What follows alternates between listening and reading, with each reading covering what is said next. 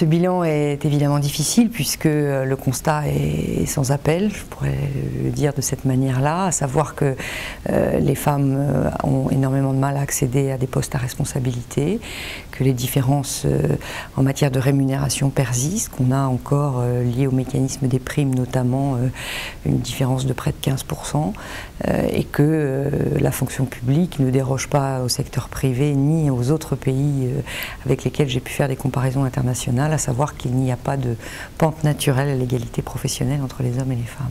Les grandes lignes, évidemment, à l'issue de ce constat, c'est de regarder comment est-ce que nous pouvons améliorer la situation. Si on part de ce constat qu'il n'y a pas de pente naturelle, ça veut dire qu'il faut évidemment prendre des mesures volontaristes et opérationnelles pour avancer sur cette question. Alors je propose un certain nombre de mesures. La première, c'est d'avoir déjà une meilleure connaissance de la situation. Nous n'avons pas aujourd'hui dans notre pays de rapport de situation comparé pour les administrations qui permettent de définir exactement quelle est la situation des femmes, que ce soit en matière d'accès aux postes à responsabilité sur des données genrées, mais on ne l'a pas non plus pour les rémunérations.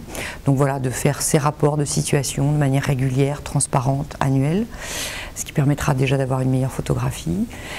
Deuxièmement, de proposer des contraintes en matière d'objectifs, des contraintes chiffrées, parce que là encore, même si on peut contester la question de ces fameuses contraintes, c'est le seul moyen que nous avons aujourd'hui de forcer un peu les choses.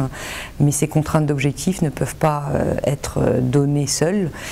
Il faut les accompagner, c'est la troisième grande ligne de proposition que je fais, il faut les accompagner de mesures d'accompagnement, avec notamment une sensibilisation sur la question de l'égalité professionnelle, un plan de communication, traiter la question de la formation aussi des femmes, des ressources humaines. Pourquoi est-ce qu'en France on continue à recruter plus d'hommes que de femmes sur des postes à responsabilité? Voilà, donc des mesures d'accompagnement fortes. Pourquoi pas le partage possible du congé de maternité entre les hommes et les femmes, ce qui n'est pas possible aujourd'hui en France. Donc trois grandes lignes d'action.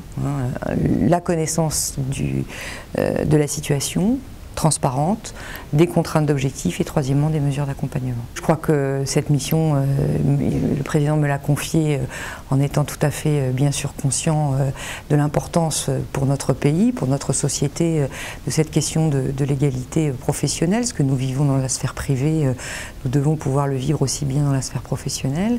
Je pense que c'est effectivement, comme il me l'a dit dans la première phrase de sa lettre de mission, c'est toute la définition d'une justice, d'une meilleure justice, un ciment plus juste pour une France que nous voulons demain.